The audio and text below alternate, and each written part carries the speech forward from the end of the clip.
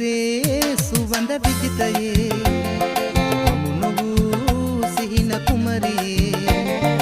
ආදරේ සොයා පාවෙලා ගියා ජීවිතේ ප්‍රාර්ථනා